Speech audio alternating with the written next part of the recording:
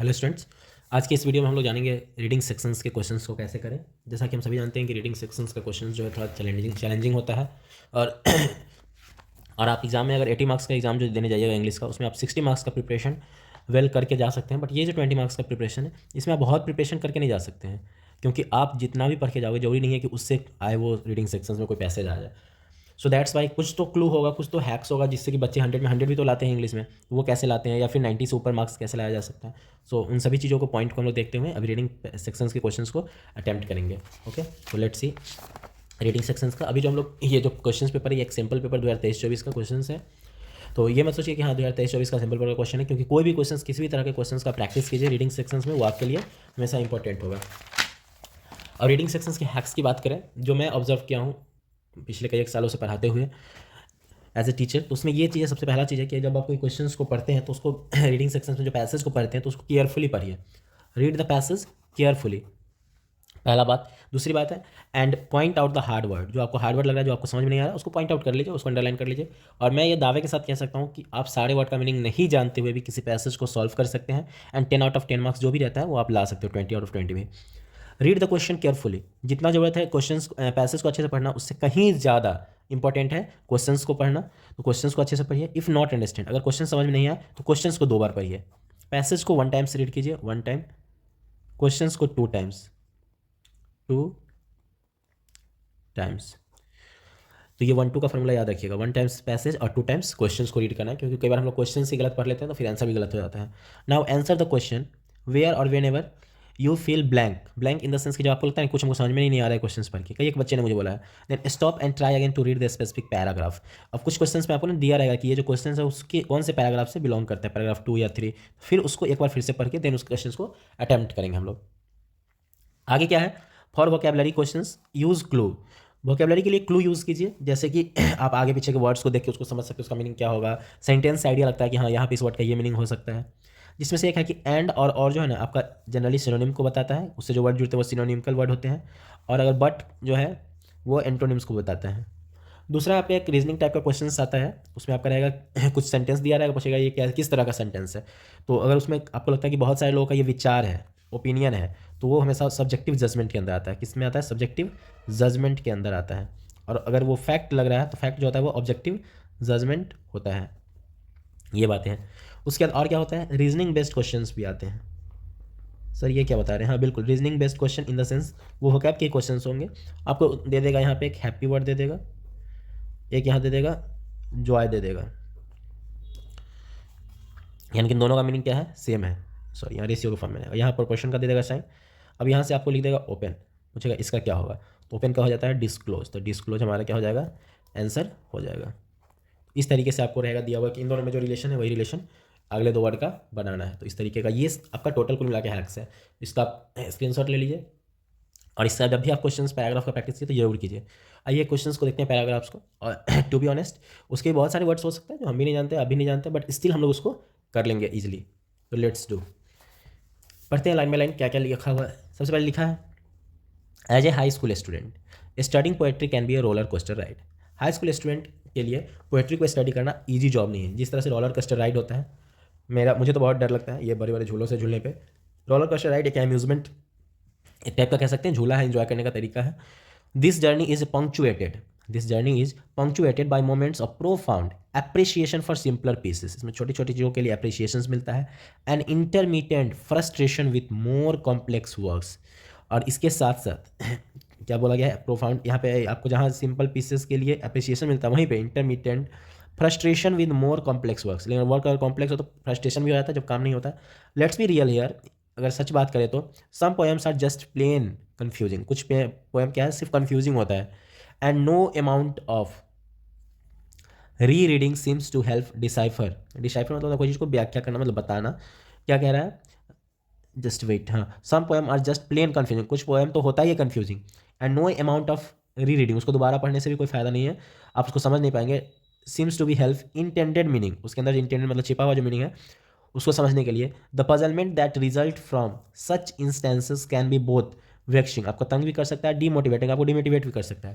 क्योंकि जब हम लोग स्टडी करते हैं और हमको कोई चीज़ समझ में नहीं आएगा तो फिर हमारा डीमोटिवेशन होना क्या है? लाजमी सी बात है। If solving a riddle, riddle जानते हैं पहली, इज़ वाट वाज इंटेंडेड, ये किसी का इच्छा हो सकता था, than playing Sudoku is better option. अगर किसी को ये रीडल सॉल्व करना है तो उससे अच्छा है कि भाई सुडोको खेलो। सुडोको भी क्या है, एक 9x9 या 3x9 अलग अलग टाइप का ये गेम होता है जिसमें वर्ड्स फॉर्मेशन करना और अलग अलग टाइप के होते हैं, न्यूज़पेपर सब में देखते होंगे। One is let to ponder if obscurity was the goal. Obscurity मतलब होता है धुंधलापन, सब कुछ क्लियर नहीं होता है। Conversely some pieces resonate with the reader's soul, कुछ चीज़ें जो होती है वो क्या करती है, कनेक्ट करती है रीडर्स के सॉल से, आत्मा से। स्टेरिंग फीलिंग ऑफ, उसमें क्या क्या चीज़ और मिला देती है, स्टेरिंग मतलब मिला देना, feeling of warm happiness and connection to the world. Often this composition centre of theme on theme that are universally understood such as love, nature, faith. Being able to actually understand what the poet is trying to say can feel like a little victory and is welcomed relief after grappling with more perplexing poetry. जब हम लोग बहुत सा उलझा हुआ poetry को पढ़ते हैं, उसके बाद अगर कोई ऐसा पोएट्री पढ़े जिससे हमको सब कुछ समझ में आने लगे, तो ऐसा लगता है कि बहुत ज़्यादा हमको क्या मिलता है, कोई बहुत बड़ा जीत हम लोग हासिल कर लिया हो, बहुत बड़ा नहीं, छोटा सा एक जीत, विक्ट्री हासिल कर लिया हो, वेलकम रिलीफ, और वहाँ पे हमको आराम भी महसूस होता है। Grappling with the more perplexing poetry, वहाँ से निकलने के बाद, ग्रैपलिंग मतलब वहाँ से पॉइंट आउट बाहर से, वैसे पोएट्री से बाहर आने के बाद। Then there are poems that are emotionally charge, कुछ पोएम ऐसे भी होते हैं जो इमोशनली क्या होते हैं, चार्ज होते हैं। That one makes the reader curl up, जो रीडर को क्या करता है, कर्ल अप करता है in a ball and cry jump up and down with the joy. One is left in awe, और मतलब दुख, of the poet's ability to convey the emotions through the words. Poem में क्या होता है, poets अपने इमोशंस को convey करते हैं, बताते हैं। Let's not forget the downright weird poem, these are the ones that defy categorization and leave the reader to their own devices of attempting to interpret the meaning. यहाँ पे interpret मतलब होता है find करना। तो कुछ poem ऐसा होता है जिसको पढ़ने के बाद आपको कुछ नहीं समझ में आता है, पोएट ऐसा लगता है कि हमको छोड़ दिया है, कि खुद ही हमको मीनिंग सब कुछ फाइंड करना है। The author use of figurative languages and unconventional imagery can create a sense of bewilderment that is either intriguing or putting, regardless that reader can appreciate the uniqueness of the work. अब देखिए क्या कह रहा है, regardless, इस या उसके जगह पे कि हम उसको रीडर जो है उसको अप्रिसिएट करें इस काम को, कि हम समझेंगे ही नहीं, जब हम पोएट्स की चीज़ों को नहीं समझ पाएंगे तो क्या हम उनके काम को अप्रिसिएट कर पाएंगे, of course not. The author use figurative language, author जो है किस तरह का यूज़ करते हैं लैंग्वेज, फिगरेटिव मतलब पिक्चर के फॉर्म में, अनकन्वेंशनल इमेज, अजीब व गरीब इमेज क्रिएट करते हैं जो एक सेंस ऑफ bewilderment क्रिएट करता है, इधर इंटरव्यूइंग, उसको समझने के लिए। आगे क्या लिख रहा है, fourth, despite the wide range excuse me despite the wide range of emotions and reaction that some come with studying poetry, it can be rewarding pursuit. Not only does reading poetry allow one to appreciate the artistic beauty of the written word, but also enable one to develop crucial critical thinking. खुद के अंदर क्या करना, to develop crucial critical thinking and analytical skill. क्या लिखा है, not only does reading poetry का मतलब सिर्फ ये नहीं है अलाउ टू अप्रिसिएट, सिर्फ आप अप्रिसिएट करें, बल्कि इसके साथ साथ और क्या है, written word, but also enable, ये आपको, और ये तो एक ये भी आपका पोएट्री से आपका लाभ है, दूसरा ये है, इसलिए मैं सबको अंडरलाइन करें क्योंकि ऐसे क्वेश्चंस पॉसिबल है। तो जब आप क्वेश्चंस का आंसर ढूंढेंगे तो आपको यहाँ पे हेल्प होगा। The process of unlocking poems meaning, poems के मीनिंग का जो अनलॉक करना है, मतलब उसके मीनिंग को समझने का जो तरीका है, can feel like a cracking A code और सॉल्विंग ए पजल, वो कोई आसान नहीं है, उसको टफ बताया गया है।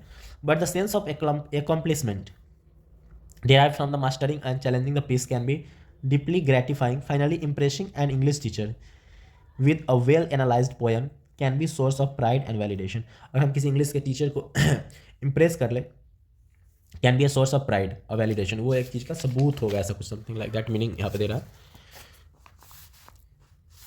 अब क्या है, पांचवा एक और पैसेज है, उसका पैराग्राफ है, overall studying poetry is like a box, कह सकते हैं बॉक्स है जो कि मिक्स्ड ऑफ चॉकलेट है। You never know that what you are going to get, आपको किस तरह का फ्लेवर पसंद है और किस तरह का आपको मिलेगा ये आपको नहीं पता है।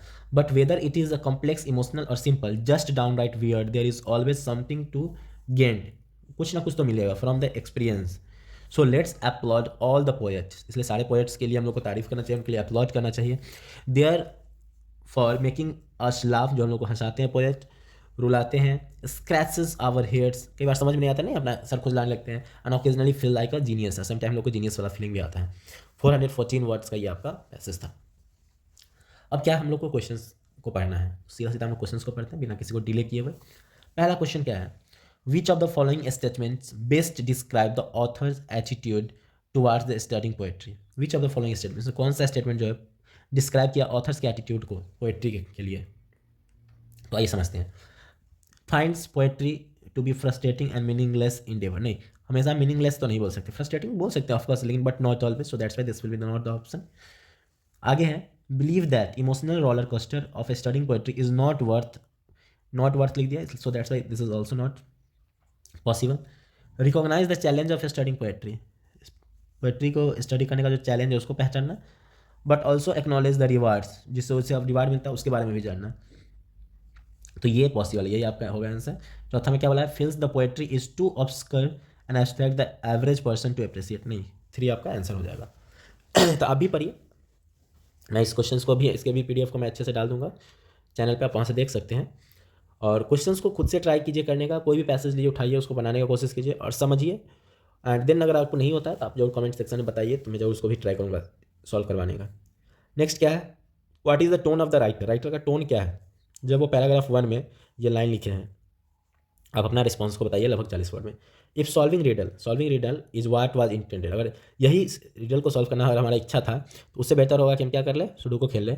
One is let to ponder to obscurity was the goal, जिसमें से एक का लक्ष्य क्या होता है, लेट क्या होता है, पॉन्डर मतलब हाई पोजीशंस पे जाना। तो यहाँ पे ये बोलने का उनका मतलब क्या है, तो ऑफकोर्स इसमें क्या हो जाएगा, उनका जो पोएट का टोन का बात कीजिएगा, टोन जो है वो क्या हो जाएगा, फ्रस्ट्रेशन। यहाँ पे वो क्या है, फ्रस्ट्रेट है या इरिटेट बोल सकते हैं, इरिटेट भी है, फ्रस्ट्रेशन या इरिटेशन को शो किया जा रहा है, इरिटेशन को। यहाँ पोएट्स के फ्रस्ट्रेशन और इरिटेशन को शो किया जाता है, तो हम लोग लिख सकते हैं in the given line from the paragraph 1 it is so the poet's tone is something like that, frustration और irritation, where he suggest that to play sudoku that is better than the solving a riddle. आप देखिए तो यहाँ पे ये आपको मिल जाएगा, यहाँ पे लिखा हुआ होगा, just wait, if solving riddle was intended then sudoku is better option. तो ये लिखने वक्त उनका किस तरह का मूड क्या था, ये लिखने का उनका रीज़न क्या हो सकता है, तो ऑफकोर्स यहाँ पे फ्रस्ट्रेशन को शो किया जा रहा है। वापस आते हैं हम लोग, तो सर इसको किस तरीके से, तो हाँ लैंग्वेज बना के आपको लिखना है, क्योंकि 40 वर्ड्स के आसपास का होना चाहिए आंसर, सो देन आपको मिलेगा आपको पूरे मार्क्स। नेक्स्ट क्वेश्चन क्या है, question number C, the authors use vivid imagery in the paragraph 3। अब देखिए जब पैराग्राफ दे रहे हैं तो उस पैराग्राफ को फिर से एक बार देख लेंगे। Such as curl up in a ball and cry and jump up and down with joy, great affect the reader, reader पे इफेक्ट डालता है because.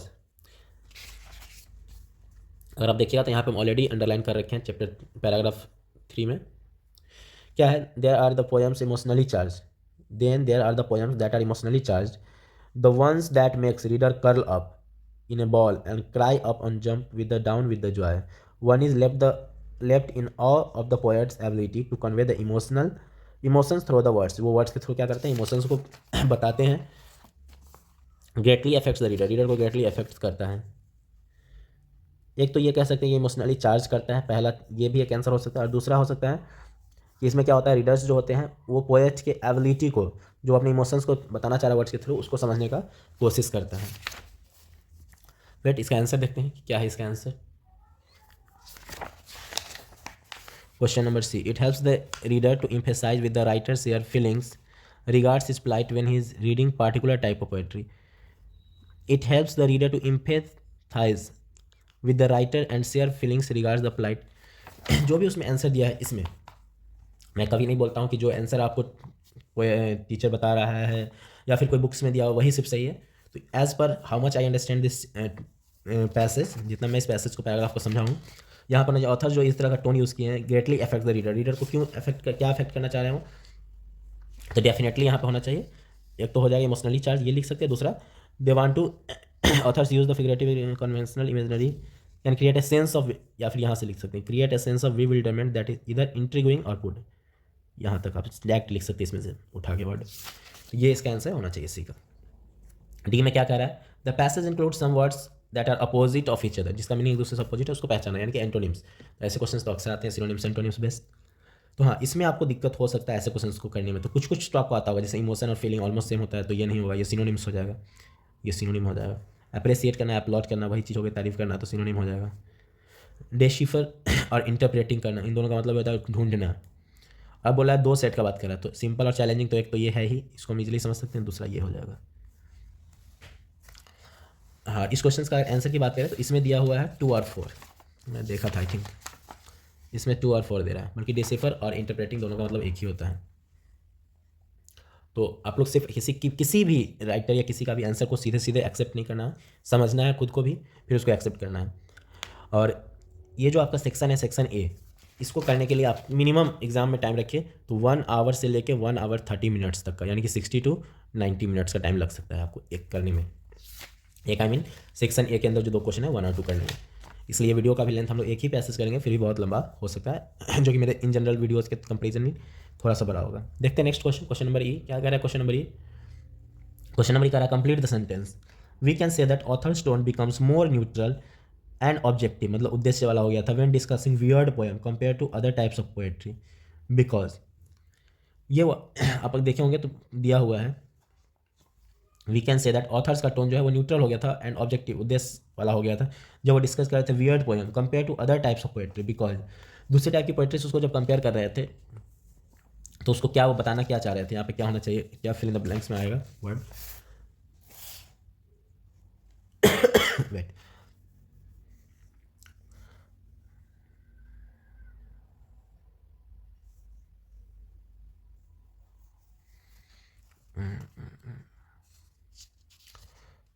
feel like little victory and welcome release of क्या है question? Question है we can say that authors tone, author का tone neutral हो गया था, ऑब्जेक्टिव हो गया था जब वो डिस्कस करे थे weird poem compare to other type of poetry, because there are, खुद से मैं बता रहा हूँ, there are some poem that are exciting, some are sad, कुछ क्या होता है सैड हो सकता है, वो मैं कहाँ से बता रहा हूँ आपको, इस पार्ट से, पैराग्राफ 5। इस क्वेश्चन में आपको नहीं दिया किस पैराग्राफ का क्वेश्चन से, बट अगर आप यहाँ देखिए तो यहाँ दिया हुआ है कि studying poetry is like a box of mix chocolate. आपको पता नहीं किस तरह का फ्लेवर आएगा, इसलिए यहाँ पोएट न्यूट्रल बता रहे हैं, क्योंकि कुछ भी हो सकता है, कभी आपका कॉम्प्लेक्स इमोशंस हो सकता है, कभी आप हैप्पी हो सकते हैं, कभी सैड हो सकते हैं, कभी लाफ, कभी क्राई, तो यहाँ पे उस तरीके से बना के खुद से बना के लिख सकते हैं यहाँ पे आंसर। ओके, नेक्स्ट क्वेश्चन की तरफ चलते हैं। Question number F, based on the reading the passage, examine in about 40 words how studying poetry can be like exploring a new city. Yes, जब हम लोग पोएट्री पढ़ते हैं तो हमें पता नहीं होता, कुछ समझ में आता है, कभी कुछ नहीं समझ में आता है, कुछ पोएट्री हैप्पीनेस को सैड, इन दोनों का आंसर कुछ मैच होगा, कुछ सैड को दिखाता है। उसी तरह को जब कोई शहर में हम लोग जाते हैं तो हो सकता है शहर का कुछ जगह बहुत अच्छा हो, कुछ लोग अच्छे हों, कुछ ख़राब हो, तो कह सकते हैं similarly when we visit a city, a new city, there may be something good or something bad like poetry। ऐसे बना के और भी थोड़ा 2 लाइन ऐड कर सकते हैं। जिस तरह से पोएट्री में कुछ हैप्पी होता है, कुछ सैड होता है, हर तरह के होते हैं, उस तरह से नए सिटी में भी लोग हो सकते हैं अलग अलग टाइप के। नेक्स्ट आपका क्या है, what is the message conveyed by the Heena's experience. Heena का एक्सपीरियंस क्या है, फॉलोइंग केस में पढ़िए। Heena spend hours of trying to analyse a poem. Heena जो है घंटों तक क्या करती है, पोएम को एनालाइज करती है, किसके लिए, अपने असाइनमेंट के लिए, एंड फाइनली फील्स, उसको बाद में एक सेंस ऑफ एकम्प्लिसमेंट और प्राइड फील होता है जब वो उसको समझ जाती है। ओनली तो इसका बोला है कि इसे पढ़ने के बाद आपको क्या समझ में, only those with natural talent for poetry should engage with it. नहीं, ऐसा नहीं है कोई नेचुरल टैलेंट होगा वही से पोएट्री को समझेगा, ऐसा कुछ भी नहीं है, उसके साथ इंगेज रहेगा। परसिस्टेंस मतलब होता है लगातार, ये वर्ड मेरे लाइफ में तो बहुत इंपॉर्टेंट है, हर आदमी के लाइफ में बहुत इंपॉर्टेंट होता है कि लगातार जब हम लोग किसी काम पे टिके रहते हैं, करते रहते हैं, उसके लिए ये वर्ड क्या यूज़ किया जाता है, परसिस्टेंस मेक्स स्टडिंग पोएट्री ए रिवार्डिंग परसुएट। ये हो सकता है, नॉट टू मच बट सही है। Studying poetry is a guaranteed to impress other. पोएट्री पढ़ना मतलब दूसरे को इंप्रेस करना, ये गारंटी है इस बात का। तो इसको पढ़ने से, इस लाइन को पढ़ने से ऐसा बिल्कुल भी नहीं लग रहा, तो ये भी गलत। The efforts of studying poetry is inversely proportional to the reward gain. Poetry को स्टडी करने के लिए जितना हम लोग एफर्ट लगाते हैं और जितना उससे हमको रिवार्ड मिलता है वो इन्वर्सली प्रोपोर्शनल है, कि हम लोग को एफर्ट क्या होता है, ज़्यादा लगाना पड़ता है, और रिवार्ड क्या होता है, कम मिलता है। तो डी, ये जो 4 नंबर ऑप्शन है, दैट इज़ द बेटर, मतलब ये सही है। नेक्स्ट क्या है, state whether the following lines display an example of simple complex emotionally charge downright weird poem. क्या है यहाँ पे ध्यान देंगे हम लोग, यहाँ पे लिखा है कि state whether the following lines, ये जो लाइन्स है अभी आप पढ़िएगा, वो किस तरह की चीज़ों को डिस्प्ले कर रहा है, सिंपल को कि कॉम्प्लेक्स को, इमोशनली चार्ज को, या डाउनराइट वियर्ड, कैसा पोएम लग रहा है। द सन राइजेज, सूरज उगता है पूरब में, और क्या होता है, फिर नया दिन का शुरुआत हो जाता है, फ्रेश स्टार्ट होता है, चिड़िया चहचहाती है, नेचर जग जाता है, peaceful feeling in my heart. Of course ये सिंपल पोएम तो बिल्कुल भी नहीं है, हम कह सकते हैं ये इमोशनली चार्ज्ड अप पोएम है कि जैसे ही सनराइज होता है सारी चीज़ें क्या होती है इन नेचुरल एक्शंस में आ जाती हैं। तो आई होप कि ये जो आप पैराग्राफ को पूरा अगर वीडियोस को देखें होंगे जरूर आपको समझ में आया होगा कि किस तरीके से हम लोग एक पैराग्राफ को एक पैसेज को पूरा पढ़ के उसके हर एक पैराग्राफ को धीरे धीरे समझ के क्वेश्चंस को कर सकते हैं। अभी जो मैं जिस तरीके से बताऊंगा आप ऐसा करते हैं तो 10 आउट ऑफ 10 लाने से आपको कोई नहीं रोक सकता है। हाँ, कुछ वो जो बोलिएगा सर आप जैसे से बताए हो रीजनिंग वाला या सब्जेक्टिव और ऑब्जेक्टिव वाला, तो जरूरत नहीं है कि हर में वो हो, बट ऐसा आता है। ये अभी हम लोग का जैसे पैसेज में भी हम लोग का 2 टाइप होता है। पैसेज में भी क्या होता है बेटा, 2 टाइप का पैसेज होता है। अभी जो हम लोग किए हैं that is discursive passage, discursive passage है। और सेकंड जो हम लोग नेक्स्ट वीडियो में देखेंगे that is case based passage, case based passage. तो केस बेस्ड पैसेज में क्या हो जाता है ना कि आपको पैराग्राफ्स भी रहेंगे और साथ में कुछ पिक्चर्स या फिर टेबल के फॉर्म में कुछ डाटाज भी एक्स्ट्रा में रहता है, तो उसको देख के हम लोग कहते हैं।